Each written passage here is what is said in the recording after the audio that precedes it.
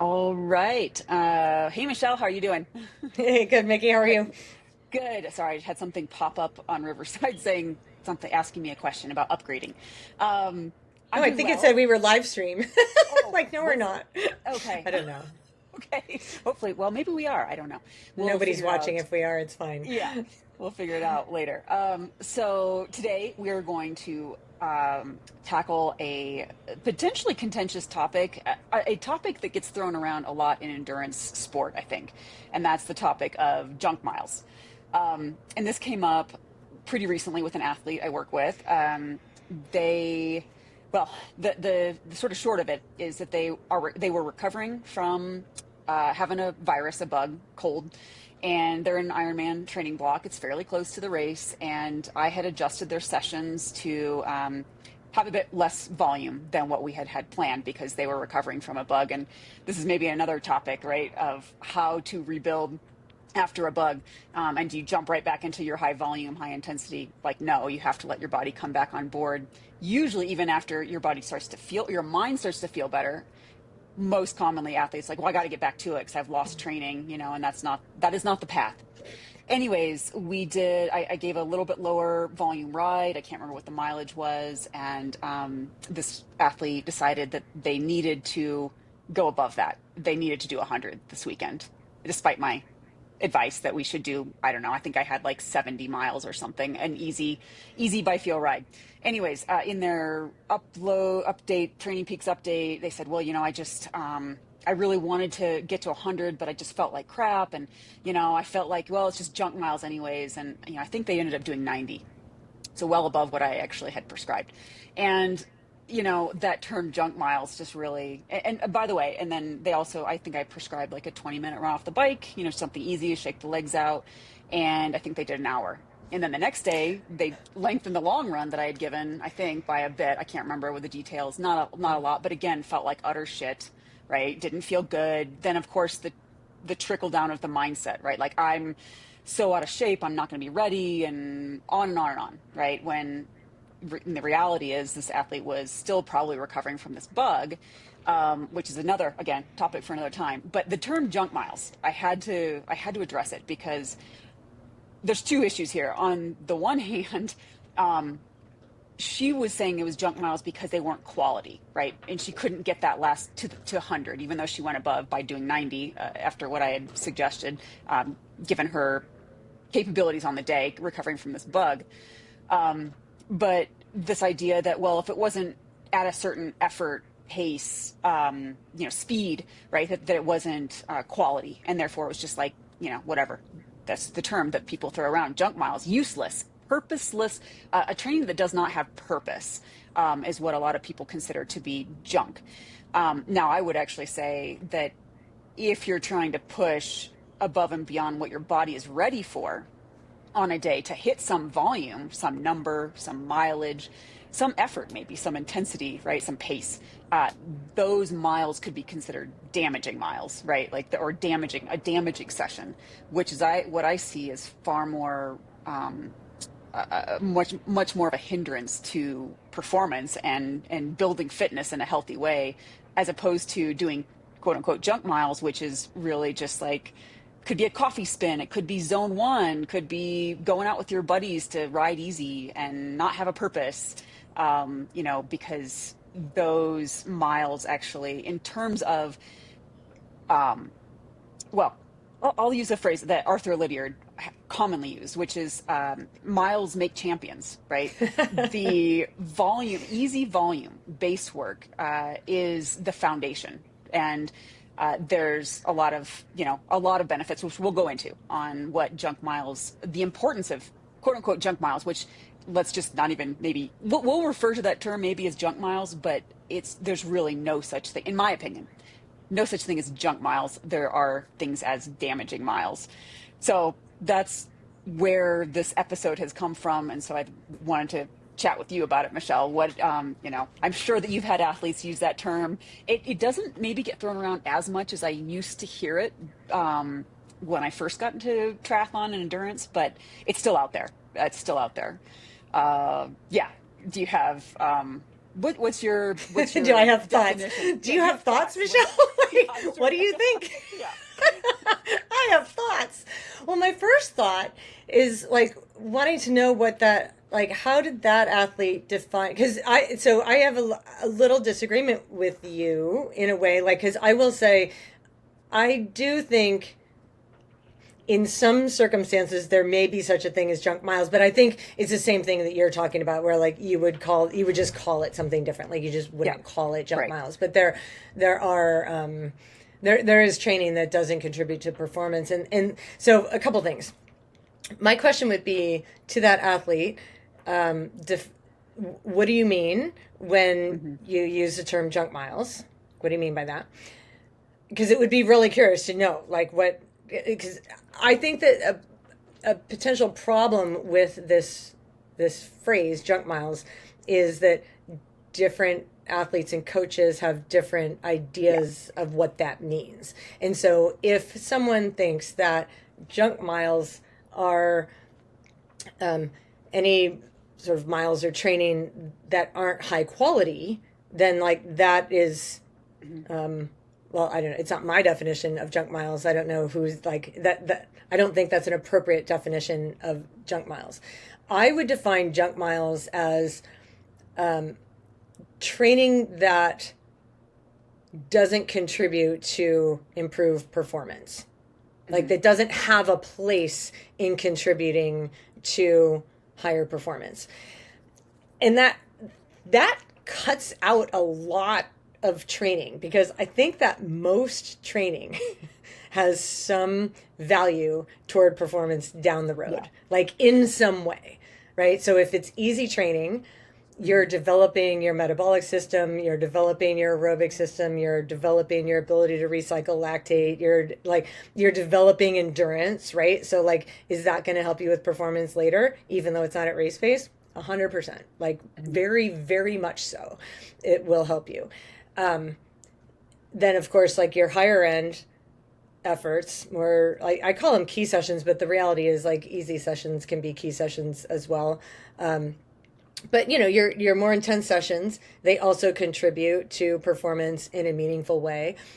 I feel like if I were to say if somebody were to pin me down and say like what's the least valuable training you could do or like if I had to put some sort of training in a bucket of junk miles what would it be? And it would be the type of training that's like low zone 3, Mm. right? Like to me, and here's the thing: there are times when low zone 3 training is very appropriate, right? So like for the athlete that's training for a 70.3 or an Yes. Ironman or ultra races, like there can be a lot of benefit of that. I feel like it would be more a matter of like when it was supposed to be easy because tomorrow's going to be hard and then you went kind of like low zone 3 building into low zone 4 and called it easy and then didn't have the Yeah. ability to do your workout the next day very well. Like you compromised that workout because you changed the stimulus on the easy day. In my mind, Hmm. that's as close as you could get to like Yeah. junk miles. Like, but also I wonder if like in this athlete's scenario that so if the athlete's coming off being sick, you're the coach and you have experience with this kind of thing and you know that probably after 4 hours or so you're not likely to feel very good, you know, given just this energy state in the place where your body's at, and so you're trying to limit the athlete so that they don't do like further damage. The athlete had in their own mind what they needed to be doing to gain confidence or whatever it is that they need to go into that race, and thinking like, no, I need the volume, which may, you know, maybe they're not necessarily wrong about that. It was just like, but on that particular weekend your system wasn't ready to do it, and so the extra miles at the end that the athlete thought they needed, maybe they really were junk miles in that case. Like if we take my Yeah. definition of like this is not helping your performance Yeah. going forward, then it's like now you're dragging ass so hard that you're not helping yourself. It's time to cut it.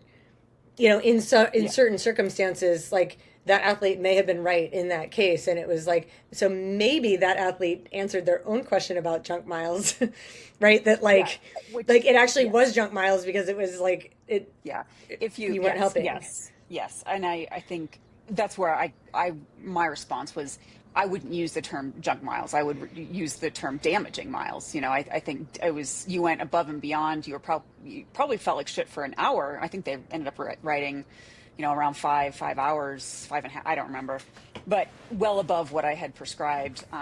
Because I kind of thought like, this is enough, right? We can't change the situation. The athlete got sick. They're recovering. We wish they hadn't gotten sick, but they are. And so trying to ignore that baseline situation, fitness, capability on the day is just, So yeah, I responded saying I felt that this was damaging miles, not junk miles. But you're right. I mean, I guess in terms of if we were to use that terminology of what some people consider junk miles, but I think a lot of what is thrown around the community is junk miles is still just, well, yeah, they don't ever, I've not seen a lot of damaging, right? Like it's not, they just, so it's not productive. But what actually it is, some of these sessions are doing it is actually making it it's not productive. It's like, it's the opposite of productive, right? Yeah. It's well, what's another word for damaging? Like you're literally, most athletes that are going too hard on the easy days. I mean, that is, yeah, junk miles, but really it's just damaging miles. Like you're just setting yourself up to not go to not be able to do the session that's the next day or the next 2 days or whatever. So that zone, yeah, low zone 3, whatever you want to call it. And, yeah, because I mean, from what I've seen people talk about, and maybe it's just from my own experience and like previous coaches, the junk miles is usually thought of as like zone 1, right? Like zone 1, too easy, not, that there is, if it's not a targeted session with paces and efforts and Ironman efforts and, there's like, no, it's the theory of like quality over quantity that really got popular in the 90s. I think that every session has to have a purpose. And I agree with you. I mean, zone 1 and zone 2 have purpose, but people don't Like think really they're as important important. purpose. Yeah, they're really important actually. But they don't think they're as important as the harder, because again, culture of no pain, no gain. Right. And so, yeah, that's, anyways, I think I know we're on the same page Yeah, here. I can see that. I It's a think that some definition. people, yeah, Yeah. I think that some Yeah. people think that junk miles are like, so, like, they're your standard like 30 or 40 minute easy run. Right. Like no planned intensity, just go out, time on feet, 30 or 40 minutes, just cruise, like Yeah. it's really easy. Let your breathing be quiet, and Right. you finish and kind of feel like you did nothing. I think that culturally, or like for a lot of people, if they're thinking, like the first thing they think of when they think of junk miles is they think of that easy 30-minute run Yes. that like, and in a way, like I sort of understand where they're coming from, because they're like, it wasn't probably a big enough stimulus to make an Hmm. impactful difference in performance. Like that one run wasn't likely Right. to make a difference in your race performance. Like I would totally agree on that. And Yeah. when you do more and more of those easy 30-minute runs, like they all stack up and add up together. And it would be along lines of, I mean, if we're going to use an analogy, I don't know if this is a good one to use right now, but like in normal times, if you're investing into your retirement account and like, every week you go put in $30, right? Right. Like if you missed one of those payments, like it's not going to materially impact your, ability to retire, or like the amount that's in your retirement account when it's time for you to retire. But when you do that consistently every single week for however many years, and it doesn't feel like that Yeah. big of a pain to you, because like it's only $30, right? It's only a 30 Yeah. minute run. It's not that big a deal. The key there is that it adds up. It all adds up, and it adds up to more durability, more Yep. endurance, fitness, like your body's Yeah. ability to Yeah. conduct the processes it needs to conduct under the hood in order to keep you going, like over longer distances when you go to do them. Absolutely. And so I think it's more like people underestimate the value of, because it's not the value of the 130-minute run, it's the value of the whole thing Yeah. together. And when you go hard all the time, you're limiting your ability to be Yeah. consistent and to make the next deposit. Yeah. No, I I feel like totally. Yeah. more and more like, so I think I told you before, I've got like a couple of newbie athletes, that are just new to the endurance world. So I find myself like really back to basics for like a lot of people, which kind of it's more fun than I thought it was going to be, mostly because like it's been a while since I've taught like really, really basic stuff. But also, okay, so like I've been involved in the sport for decades, and in this, I mean, this, like in this role of coaching where it's kind of like my whole life is learning about this stuff, right? And like I'm listening to other people, I'm watching other people's experiences, I'm reading about it, I'm listening to high level coaches on podcasts. Like I'm continually educating myself, and then I'm seeing how all that plays out, like in the real world with athletes I work with myself personally, all the things. And so I take for granted some of the most basic concepts Hmm. of like really basic fitness, because like, well, that was stuff I learned decades ago, and so now I want more like nuance, and I want more like, right, of like the special sauce, and the like what is the extra little part that we can do to get Hmm. the 10%. And boy, with these newbies, it's like, forget that 10%, man. like, do not, that is so not where it's at. Like, I don't care, what brand of shoes you have, or what kind of lube you're using on your chain, or what, you know what I mean? Like, you have to put in miles, like you have to train more. And one thing that's really interesting to me is that you talk about that sort of, and I think this is a tricky thing. So you tell me, or how you deal with this with the athletes that are so new, Hmm. like their aerobic fitness is quite low. Yeah. And so to have them like truly stick to zone 1 or zone 2 would literally involve like long walks in the woods, right? Like that's where, Which and is then, but this athlete like entered an Ironman. So Michelle, like your right. job is to like Right. get this person to the finish line of that Ironman. And I'm like, I mean, I think we can do that. I'm confident like we can do that.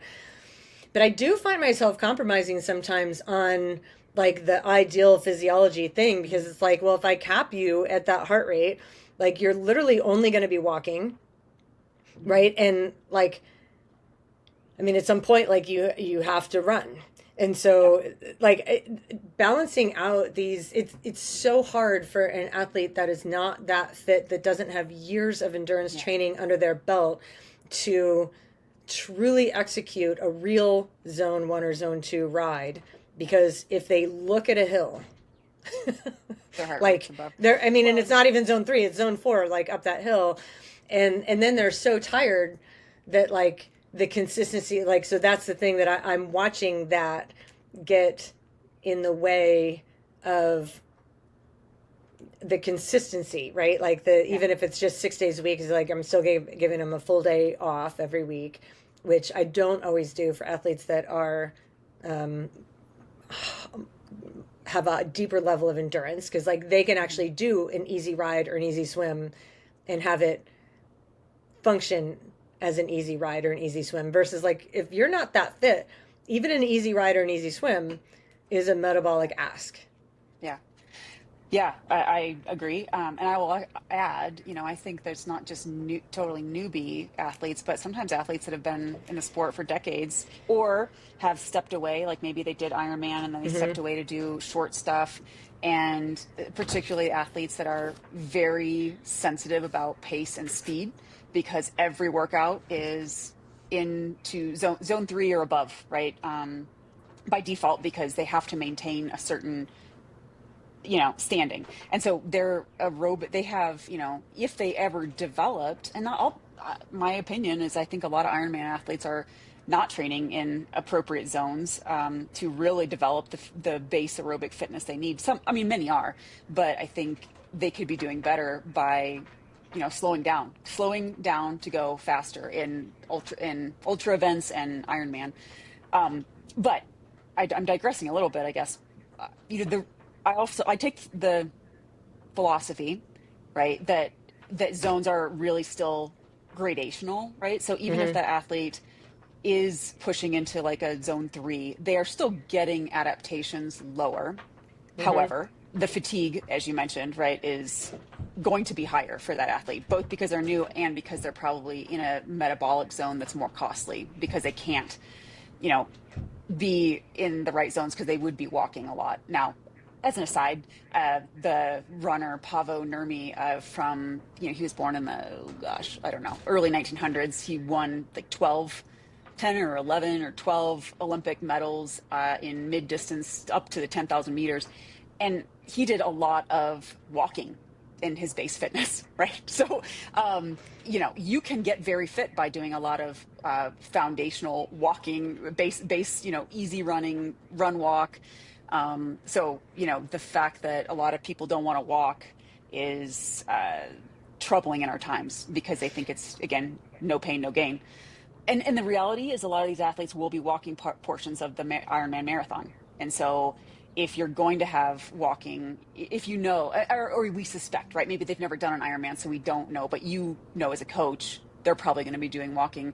I've now taken to encouraging a run walk for a lot of their either like I don't know if I really believe in true recovery runs because I think a lot of athletes can't run that easy. So a run walk and a recovery run, and for their long runs doing run walks, it's some cadence that we think would be doable for them, and watching their heart rate. And if their heart rate's spiking on a 10-minute interval, then we cut it down to maybe 8 minutes, right? We're asking them to go, at an effort or a cadence or a run form, like using a run form that feels natural but isn't a push. That's kind of what the guidance that I give for newer athletes or athletes that might be struggling because they don't have the deep aerobic fitness that they need to do whatever, like Ironman mostly. 70.3 if they're really new or really, really struggling in the fitness department, but for sure an Ironman. So, but then on,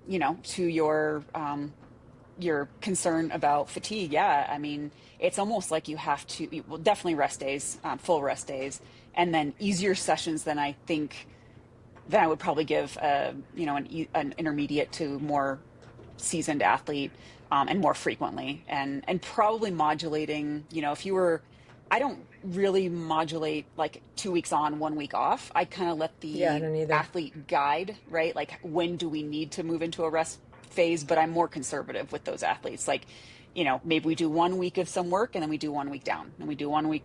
And, we have to be realistic with what we think.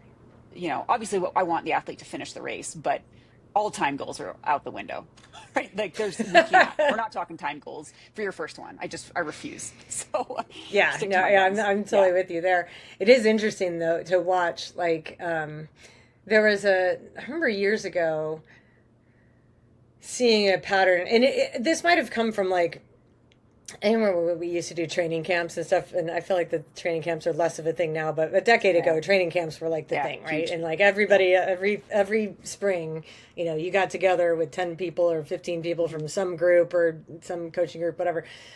And those were really interesting as a coach to watch the athletes go through, right? Because everybody was training the same. Like, I don't always have my athletes all training the same because, right, it depends on, like where you at and how much time you have and all.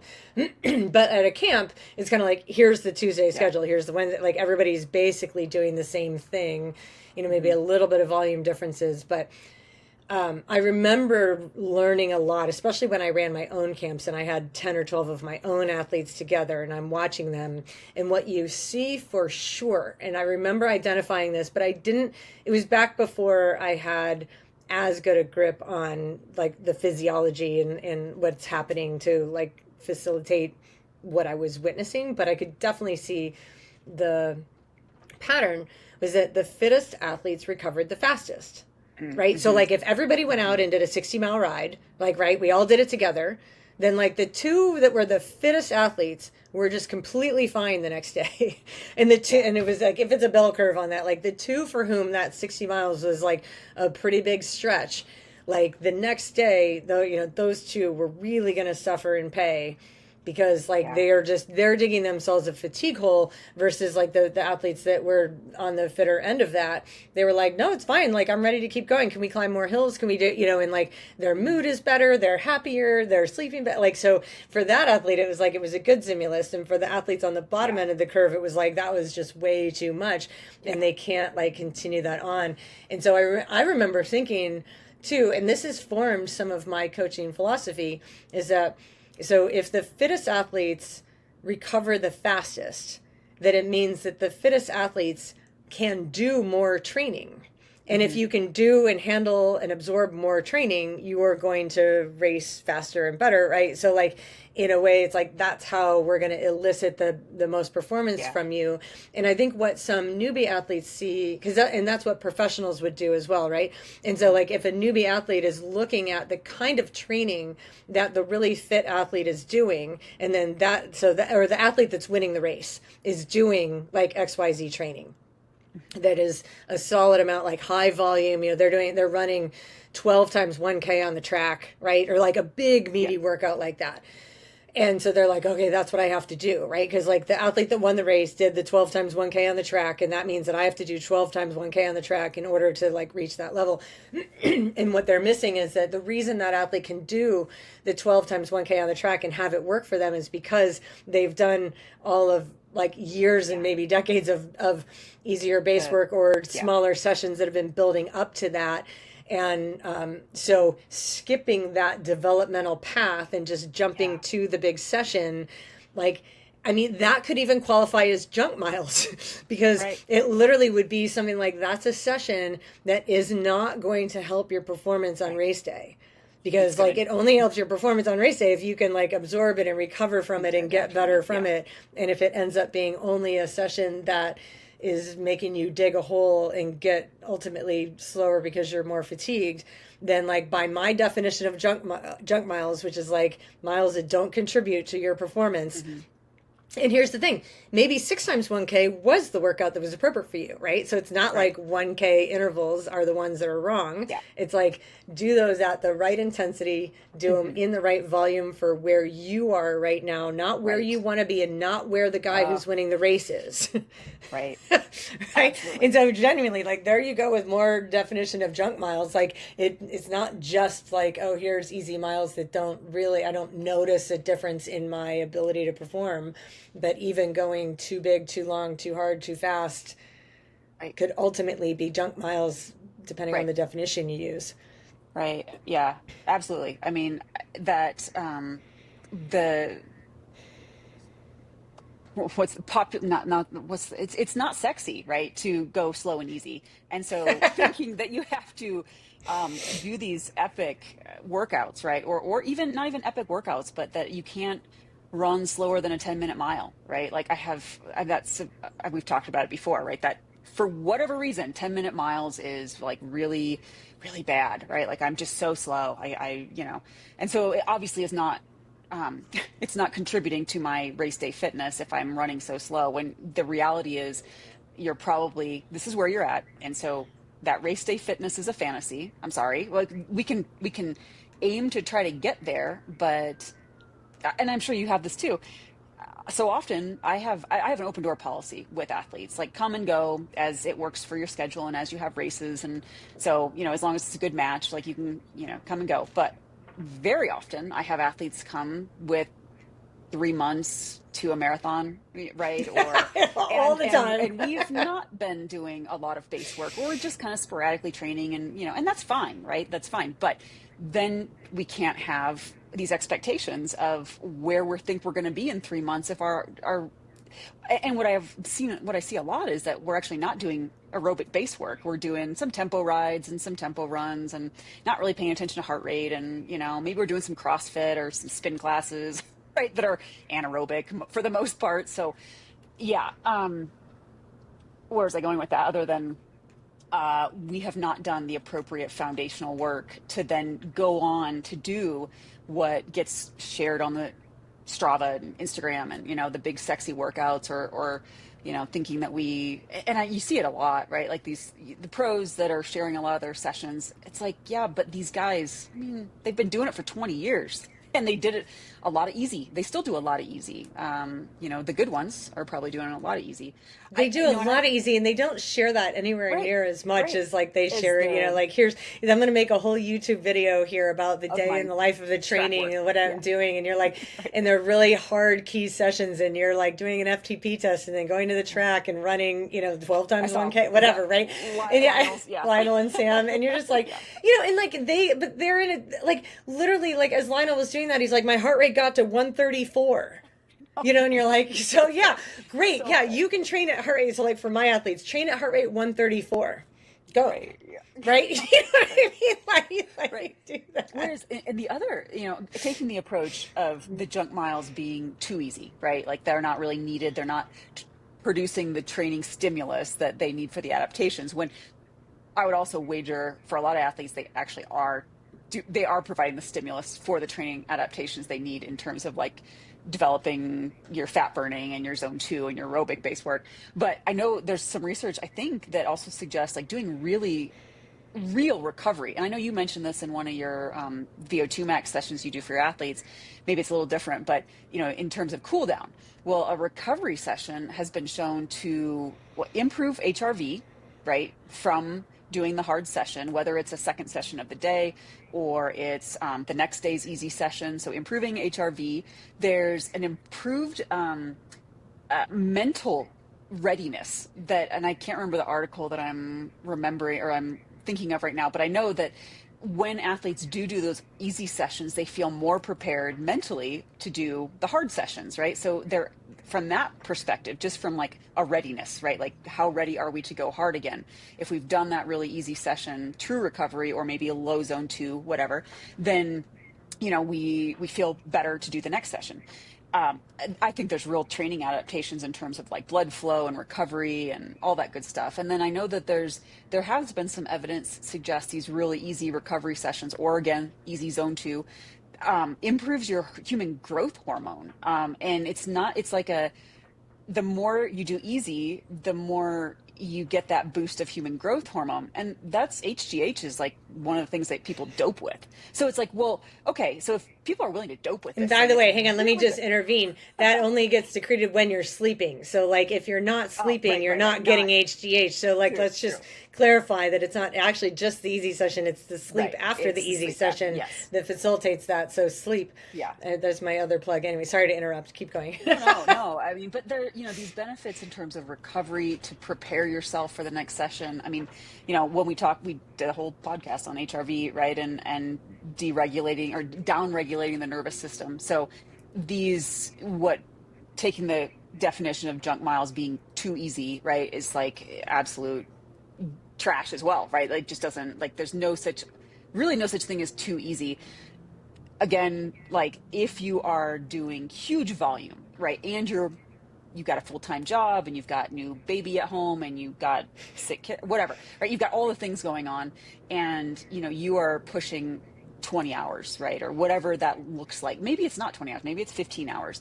And if you are cutting sleep and you're cutting down your family, like you've got family requirements and you're skimping on those, and then I would say doing even easy sessions is probably detrimental to your overall, progress for race day and potentially, really damaging to your health. So I think there are caveats, I guess, to, my saying like there's almost never too easy or too easy is fine. Like you can always do too easy. There might be situations where even doing, the volume is not great. I had an athlete that, I mean, she was constantly cutting sleep, right? I mean, high performing medical, she's a medical practitioner. I mean, we're talking like low levels of sleep. And so, my Monday recovery sessions, I would give options. Sometimes I wouldn't. I would just say you have to take a recovery day because I need you to sleep.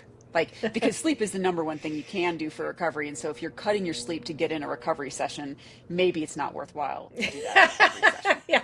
So, What's the ultimate goal? And right, what's like the most likely thing to right, allow us to achieve that goal? Yeah, right. I'm with you there. Yeah. But yeah, I don't know. Yeah. The whole junk miles though. What were you saying? You Oh kind yeah, so there's a of, yeah. couple things. Okay, so first you talked about like this metabolic health, and it triggered a thing that made me want to bring this up on our podcast. Do you listen to the Triathlon Hour with Jack Kelly? Sometimes I haven't listened. I used to do it all the time when I was on the trainer, and I haven't been on the trainer as much. So yeah, I listen if like there's on a my dog yeah, walks or whatever. yeah. And when I run. But anyway, so he had Kate Waugh on, and so Kate Waugh, for those of you who maybe if you don't follow professional sport, I love professional triathlon. Like I've been following it very closely for a long time. So Kate Waugh was an Olympian from the UK, young gal in her early 20s, I think. Cute, bubbly. I mean, but I didn't know that much about her because, like, while we follow short course, like I follow short course enough to know what's going on in the Olympics, and I find those races interesting. But I don't follow a lot of like, podcasts. I don't feel like I know those athletes as well. They don't. Mhm. I don't know if there aren't the podcasts or they just don't share because they're under federations and their training is different, Mhm. and it's the same sport, but it's very different than long course. Anyway, she got a T100 contract this year, and she'd never done a race. I mean, she did say after the T100 in Singapore that was the longest she'd ever raced. So I don't know if an Olympic distance was the longest she'd ever done or not. But anyway, she came on this podcast partly because she did her first T100 race. She won it by 6.5 minutes, which is Mhm. absolutely insane, right? Like she Yeah. beat a lot of really top gals who clearly like weren't having their day. I think that there are some of those gals that like on a different day with different conditions, different course, like they're going to Mhm. be like the results will be Yeah. different, which is exciting. Anyway, but now it's like here she is a part of our like long course world, and so like Mhm. the long course podcasters are going to bring her on and like let's talk about like what kind of training did you do to prepare for this. And the most interesting thing she said, first of all, like I loved her, like she was like getting to know, I was like she's going to be really easy to cheer for, like Mhm. she's really happy, she's like, oh, yeah, I was really Yeah. surprised, like I couldn't believe it, I'd never done this before, so I wasn't really sure how it was going to go, and I just trusted my coach, and she just basically, so she switched coaches knowing that she was coming out of an Olympic cycle but going into like a long course endurance cycle. She switched coaches. To be honest, I'm not sure. Luke's, I don't know. Her coach was somebody who I hadn't heard of, but he coaches some other pros. And so she says that, and she's coming off of, like, she's literally coming off of the Olympics. And her coach had her doing some metabolic testing in January. And these are her own words. She said, what we found out is that I wasn't very fit. Mm. Right. And the thing is, like, that's so hard for like a lay person to understand. Like, how is it like you went to the Olympics for triathlon, right? So like any normal person is gonna be like, you're super fit, right? But it's like, what do Right. you mean? What is your What is, yeah. definition of fit? What do you mean by that? And because she was going into this longer distance triathlon, and she hired a coach who understood the physiology demands of a longer course triathlon, which is very different. I mean, it doesn't seem like it would or could or should be that different from Olympic distance, Probably but it's is. like Yeah. worlds away. World's It's different. Yeah. really, really different. And when you go to Ironman, it's like even further. Yeah. And so I guarantee you that what happens, so she didn't go into like all the details on this, but what she was talking about was she did the metabolic testing. She found out that her fat burning was absolute shit and that her body was using carbohydrates for Huge amounts. everything, Yeah. right? Like Yeah. her body Yeah. was using straight glucose to power all of her work. And so her coach then, put her on. And by the way, she's like in the UK. So anybody who's complaining about long training workout or trainer workouts, like, this is what we do. She's like, the weather was shit. I only got outside like once or twice, but her coach basically put her through a 6-week block of a Mhm. lot of really easy Oh, yeah. training.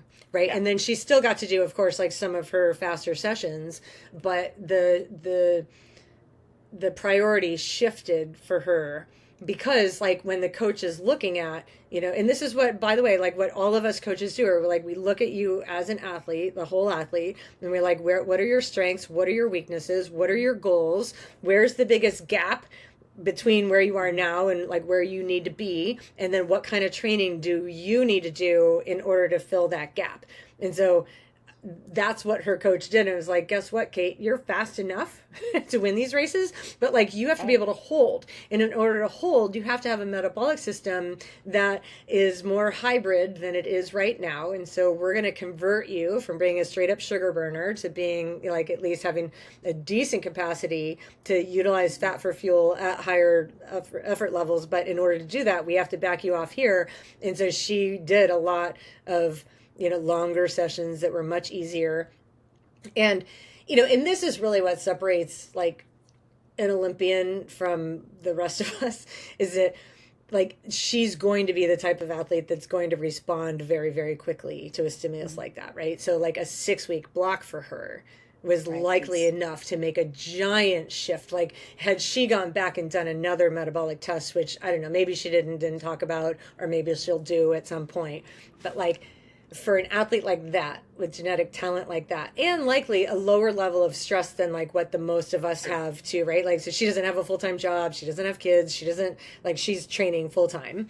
So your body's just going to absorb training better when that's all you're doing and you're not doing the rest of it.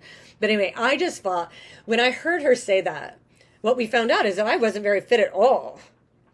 Right. And then you're like, okay, like your definition there, I understand exactly what you mean. Right, she was talking about like her body's ability to use fat for fuel versus sugar. And she was a sugar burner, and she and her coach went and changed that. And she then went and won that long distance triathlon by a landslide. Yeah.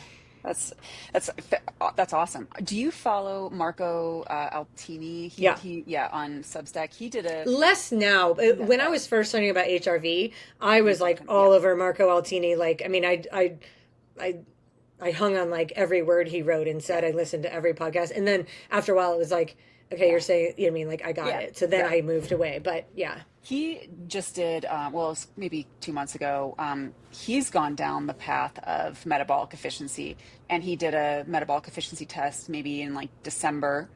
And so I don't think he's a pro, he's an age group, he's a talented runner. Yeah, but talented marathoner, ultra marathoner, in that range. And so he did a test in, I don't know, December, and found pretty similar to what you're describing for this athlete, was not a good fat burner at all. I mean, and he self-describes in this article that he shared all this, that, his diet he followed similarly to what culturally we, as athletes, it's like, well, we're training so we can eat whatever, right? And he's like, so a lot of pasta, and I think he's Spanish, French, is he French? He's Italian, I think. Italian. Croissants, right? And like a lot of delicious things that we all love. And he was having a lot of GI distress in ultra events. And so he wanted to see where he was at, found out that he was not a very good fat burner, and and he does a good job he didn't do anything really extreme, right? And that's what metabolic efficiency or fat burning, or, it gets a bad rap as like low carb, right? It's not always, it's fueling carbohydrate appropriately for the session, as well as tweaking your daily, for better term, better or worse, the macronutrients, right? Like you're not eating what would traditionally be described, even average carbohydrate diet, which I think as we've shifted culturally, like it's pretty high carb, generally speaking, in America and in a lot of European countries. Yeah. So modulating carbohydrate intake with the type of training, like if he was going to do quality training, he would have some more carbohydrates either before, at dinner or before the session to get through. If he was doing, and he did more easy running and zone 2 and staying within the right ranges that were prescribed based on his first test, potentially a little bit under carbohydrate, or he'd have, more a breakfast that was a little more protein or fat rich, or right, nothing crazy. He didn't do keto, he didn't do, but then he did another test, and holy moly. I mean, he was way faster at a lower heart rate. His carbohydrate burn across the board was lower, meaning he was burning more fat. So there's a ratio, right? He was burning more fat across the board. And his crossover point from burning more fat to burning primarily fat to carbohydrates was much higher. Or, I'm sorry, no. yes, a higher heart Yeah, rate it would and shift. Yeah. yeah, it was a shift. It was, and this was like 3 months ish, Mm-hmm. And I haven't. He was gonna do. I contacted him. I said, I've been following this type of training and nutrition periodization for a long time, and have you followed up with blood work because I'm curious to see what your A1C, Mm. your and he hasn't. He said he did do blood work around the time of his first test, and he was going to follow up and do blood work again to see if there were shifts in his resting, essentially like blood biomarkers and glucose, especially. So I haven't seen that come out yet. I don't know how that will go, but again, I mean, these are shifts that we can make, right? Like as average age groupers with better sticking to our training, right? Like if we have a really easy session, go easy, we can modulate nutrition to become better fat burners. And this is just hugely important for, especially ultra and Ironman athletes is to figure out like um, how much you're burning, even if you choose not to address it, right? Even if you choose to take the stance of like, I have no GI issues and I can fuel with super high carbohydrates, you could probably still do that, for a long time and get by and have good race results if you're one of those athletes. A lot of athletes don't are not able to do that, right? And fuel with the huge high carbohydrates.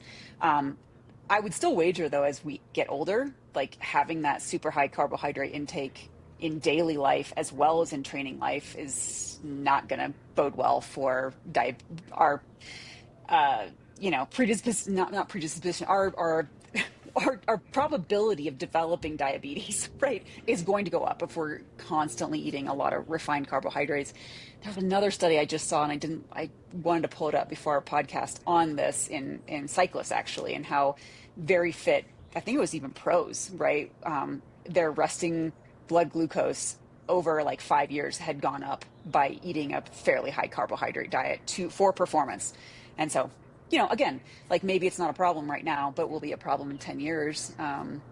You know, maybe, right? Lionel Sanders shared this, right? Like he's notoriously uh, honest and transparent about his training and his diet. And he got some pretty scary blood test results back a couple of months ago. And yeah, it was like he has a young one now and he's like, I want to be around for a long time, even after he's done racing pro.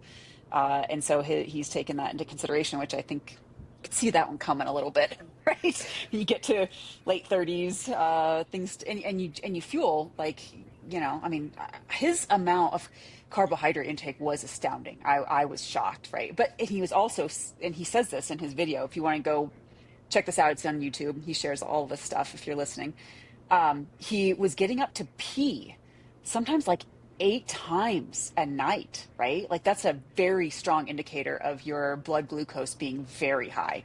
And like, yeah, that's if you're getting up to pee that often at night. I mean, it could be other things going on, but go get a blood test, right, to check your blood That's glucose, not your normal. A1C. Not normal, not Right. normal at all. So anyways, it's not just that you're super hydrated, right? Like, I mean, maybe you are, but there all could be other things. So I'm Yeah. digressing. But metabolic efficiency is developed in the low zones, right? Well, yeah, So and like that's the whole thing when we yeah, talk about so again, if we're going to go like circle back to junk miles, which is yes, our like topic topic. of like what it's meant to be, but the metabolic efficiency does play a role there because I that's what you're if you're an athlete that thinks that easy training that isn't using muscles and isn't developing your VO2 max in a top Right. end way and isn't leaving you feeling like you want to curl up on Correct. the floor.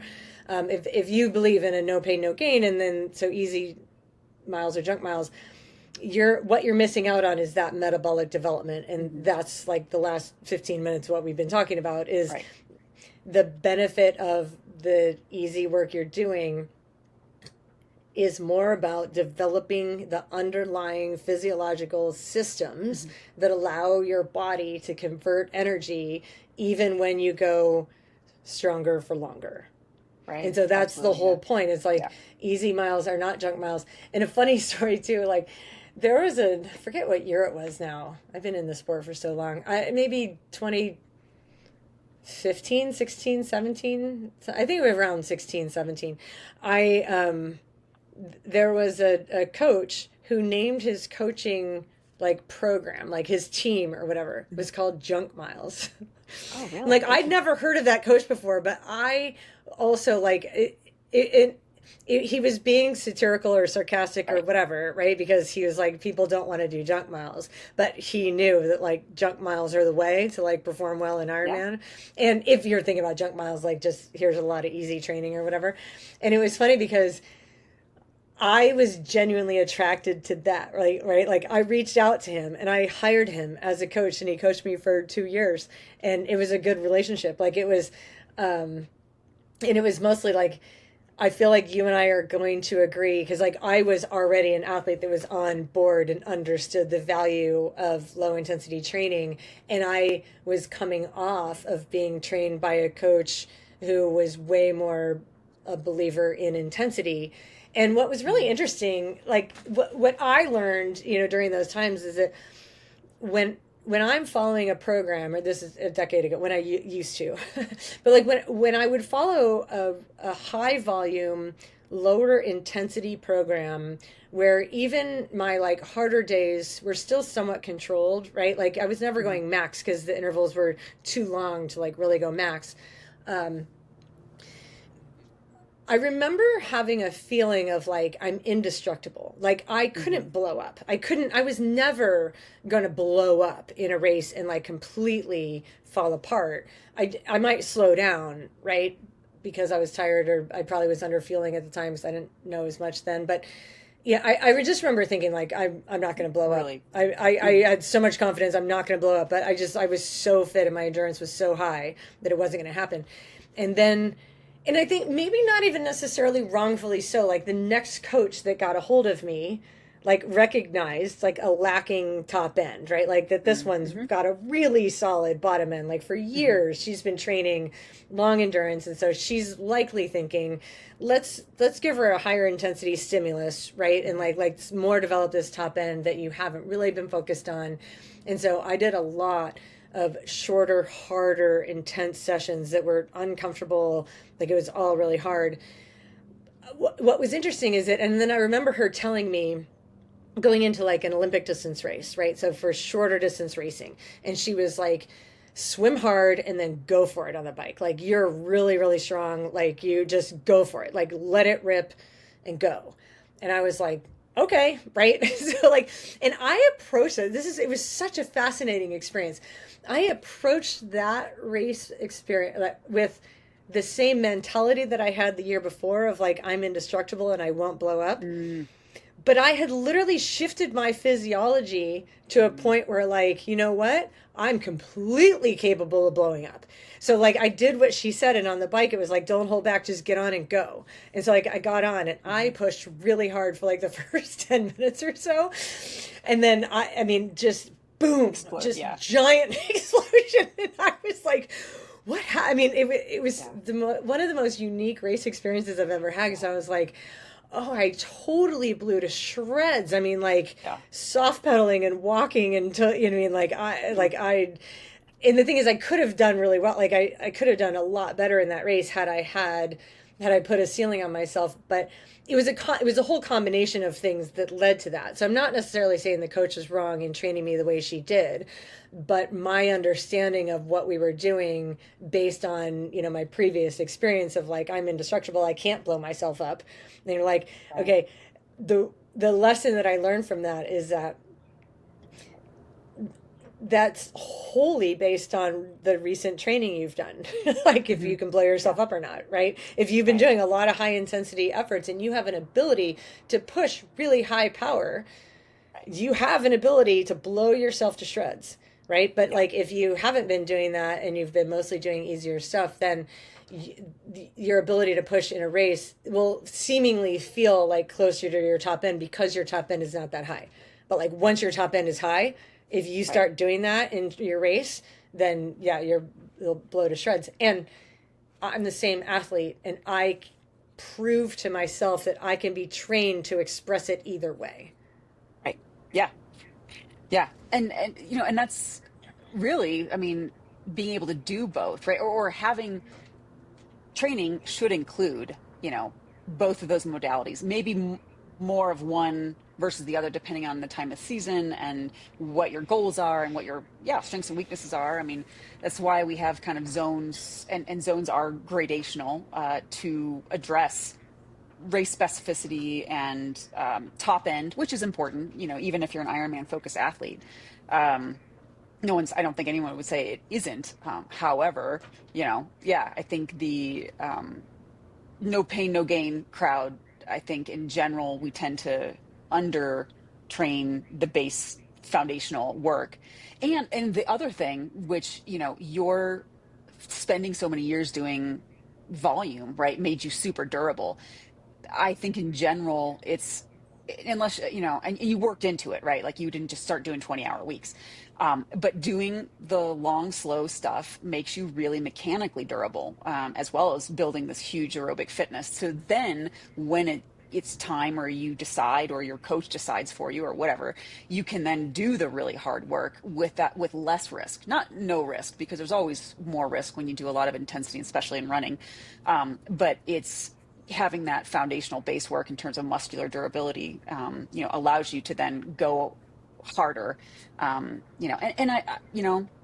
so anyways, yeah, I mean, I think that your longevity as an athlete, right? Like you played around with a lot of different modalities, and you were probably successful in a lot of those because you spent so much time developing that aerobic base, whereas I see a lot of athletes who have never done that, who, again, pace focused, got to get those paces in, and not constantly, but high injury, like they're injured a lot, or they've got little niggles here and there, and because they can't go easy, and they also can't go hard. Their spread, we talked about this before, Yeah. their spread is Yeah. super thin. I mean, Yeah. like literally like a minute maybe. And not to bring up, Kipchoge, right? But he will commonly start his runs at 6 minutes per kilometer, which is about a 10-minute mile. Now, of course, he might progress those runs, right? But I mean, this is the sub 2 hour marathon, and so even open, that's like what is that, 4:30, 4:32, 4, I can't remember what it rounds out to be.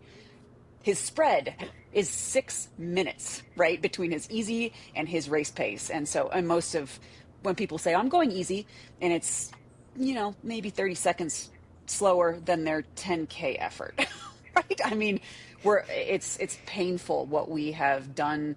What I would say, a lot of these, because back in the day, right, when we started being athletes in the 80s, right, and 90s, when we would run, well, I mean, I know you were a swimmer, so you always had a clock probably, right? And so you were very aware of that pace. And I ran track. And so, yes, 400s were read off, and I had a clock, and I had a Timex watch. But then when I'd go out for my 6 mile run or my easy runs, there was no clocks telling you. There wasn't a digital. There was no, I mean, I was probably keeping time, and by doing routes the same over and over and over again, you're like, oh, I was a little slower today. Oh, I was a little faster today, right? But I, as a young athlete, I was not every freaking run looking at my pace and judging it, right? It was when I got my step on the track. Of course, there were bad sessions and good sessions, and sessions that were just meh. Like the rule of thirds applied.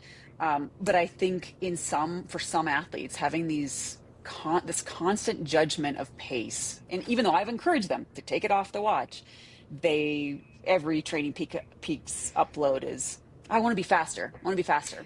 Well, You that's make a such a universal good, truth, yeah, right? yeah. Like You every make such a single good person. point about like when we were developing, because I'm Yeah. looking back and I'm thinking, you know what? I don't think so. I did my first Ironman in 1995. I Oh, didn't I get didn't. my first. Oh, sorry, I take that back. It was 1997. My first triathlon was in 1995. My first Ironman was 1997, and my first like GPS watch GPS purchase watch, yeah.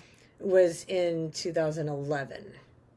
Yeah. So like, So you and so had, I'm looking back, and it's something I haven't thought a lot about. But like, how many Ironmans did I do before I ever like knew what my pace was on an easy run? Like, so I yeah. would time them. I had a Timex Yeah. watch. I mean, that's your time. I loved my Timex watch. I would Oh, yeah. start it, Yeah. and then I would just have the same routes, and I would guess about how. I mean, every once in I remember at times like I would go out. So if I did have a key run where like I wanted to know a mile pace, like I remember one time I went out, so I had a bike computer that could tell miles anyway, right? Like distance. And I would ride my bike on one of my key routes with a can of spray paint.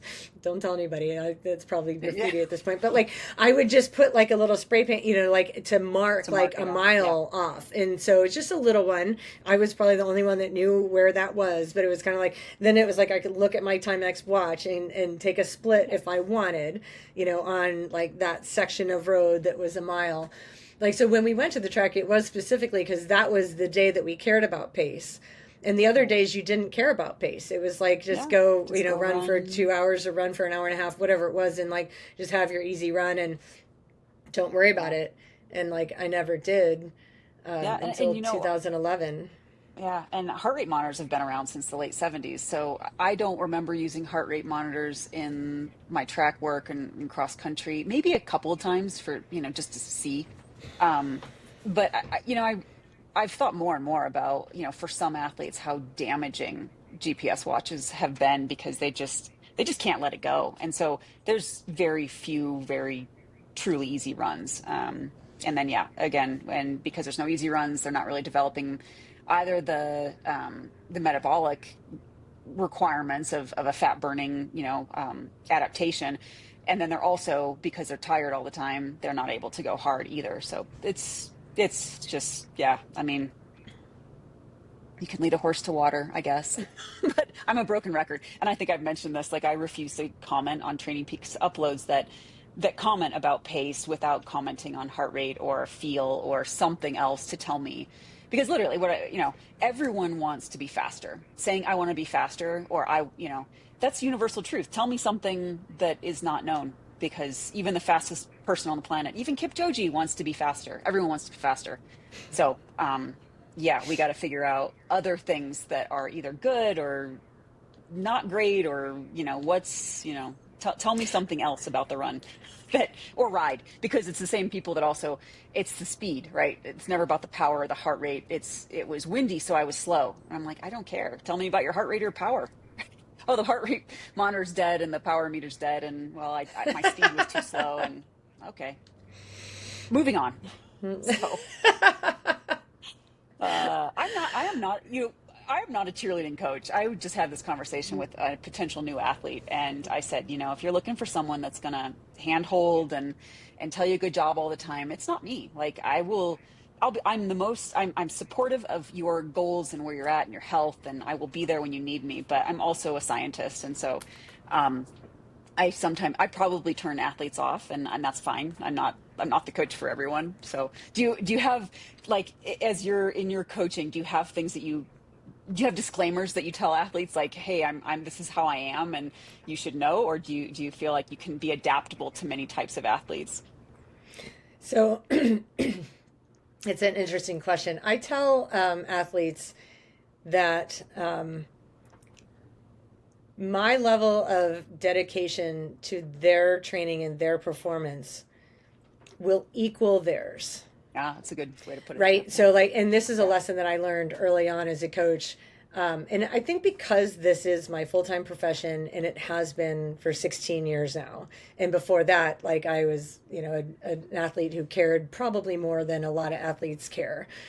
Mhm. Um, what, what I was doing to myself early on in my first couple of years of coaching was it was detrimental to me because I would find myself caring more about your performance Mm. than you did, right? And because I Yeah, would be that's like, oh hard. my god, like you have all this talent, like you could do this, you could do this, you could do this, and like you could win that race, and you could qualify for this, and you could, um, and then like my disappointment when that athlete wasn't following through and doing like the required training. I'm like, oh, but you got to do that. Like, if you're going to do, like, you can do this, but like, you got to do that. Right. Like, and I'm like, Yeah. just is like, go, go, go. Oh Like, I'm like yeah. the Yeah. puppy almost, like trying to encourage them so much to do the work.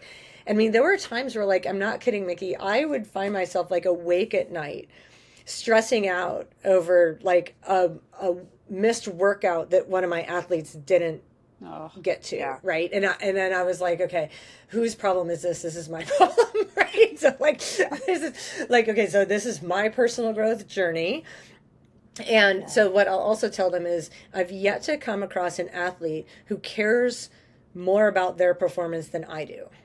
Mm. right? So, like, if you're the kind of athlete that cares immensely and you are going to dot all of your I's and cross all of your T's, then, like, I'm likely a really good coach for you because I will also make sure that you dotted all your I's Mm. exactly right and that you crossed the T's right. Like we'll be on the same page there because I have the capacity to care as much as you Mm. do. And then I have had to learn to let it go when, for pick a, I mean, there's so many things, Yeah. right, that like get in the way of an athlete following through on all their training, or like this is all they're capable of. And I know that, like, well, with this load of training, your level of achievement is likely capped at a place that's below where you could be. Like, if you didn't have a job and you didn't have a husband, you didn't have two kids, like, you could do a lot more. But like, you do Right. have a job and you do have a husband, you do have two kids, and like, this is a hobby for you. And like, so I'm very clear about, like, what are your goals?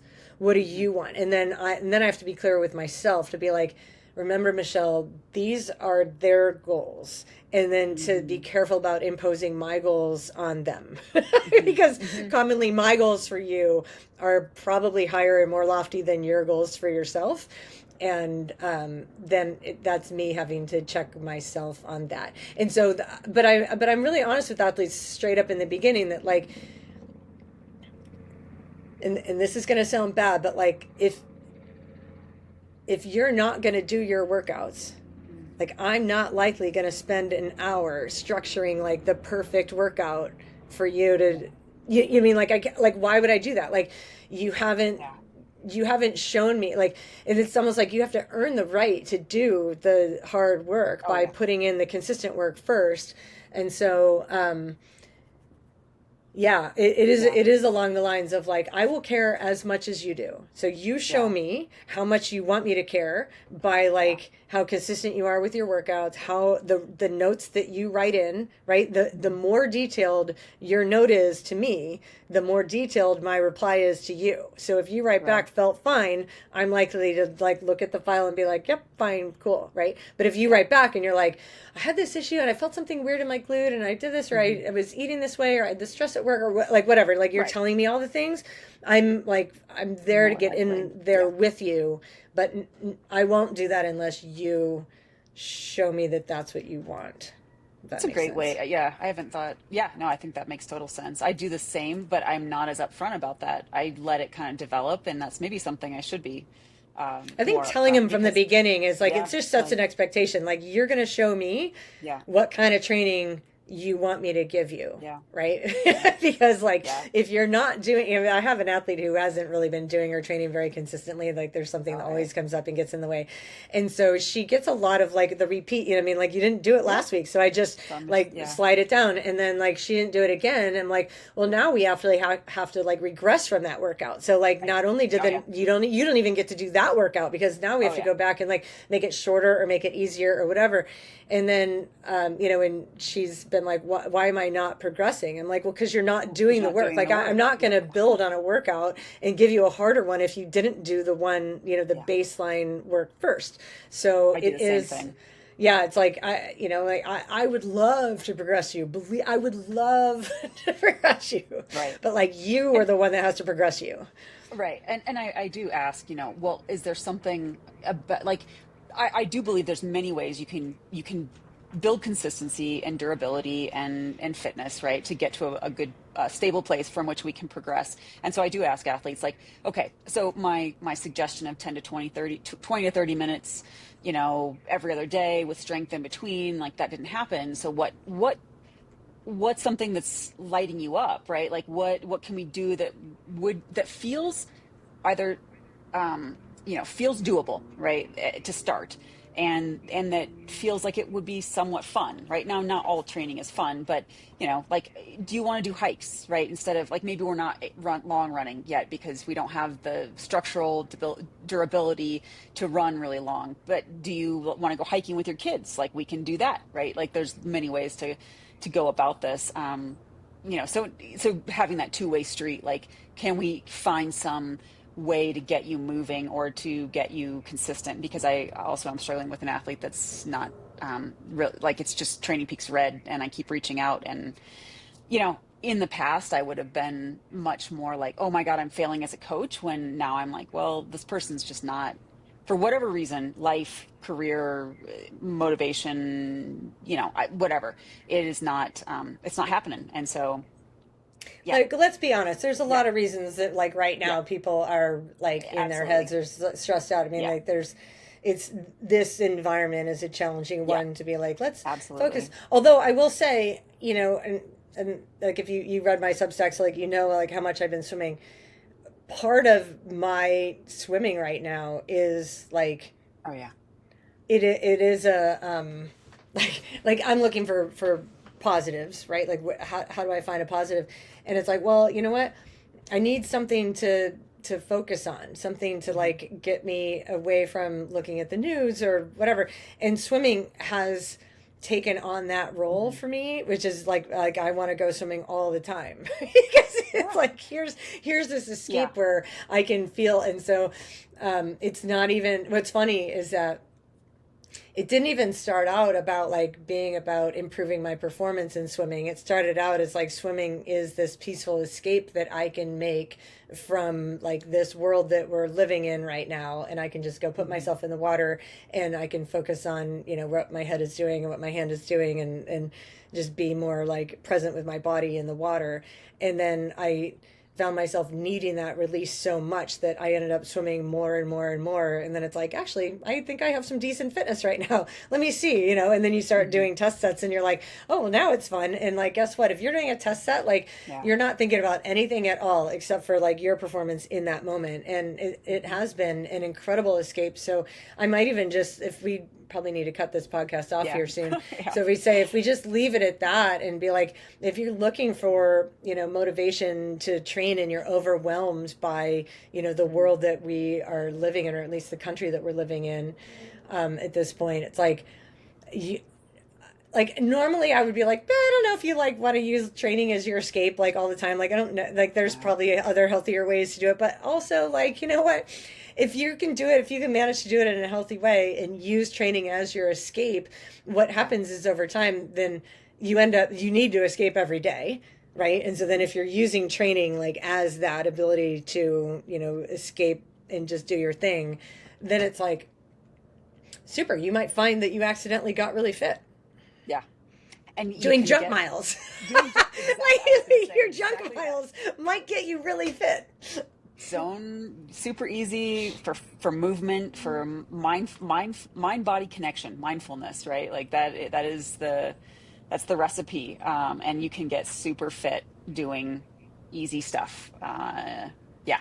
So I agree. And I think it's athletes, or people that have identified in the past, or for maybe not even for everyday people, right? We should move. And there's, we're going to have better probability of longevity, if we're moving. But I think especially for athletes, I think movement in ways that are, what's the word I'm looking for? That add to the joy bucket, right? That's a lot of easy and maybe sometimes hard, and that is our therapy in a lot of ways. And I'm looking at my snoozing pup over here who got spayed yesterday, so Oh, yeah. she is out for 2 weeks, right? And Oh trying to keep a boy. 1 year old calm is really hard. But it also impact, because our normal right now is hiking. We do 1 to 2 hours almost every day, and it's my happy place, right? It's where I can escape. And I mentioned to my dad, actually, coming home. It's not that I have there's stress in my life and work,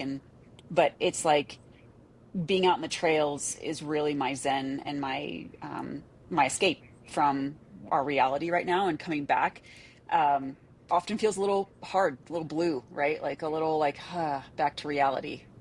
Because when I'm out in the trails, I'm not thinking usually about the political shit show that we are in, and that's a glorious thing. So go for a run, right?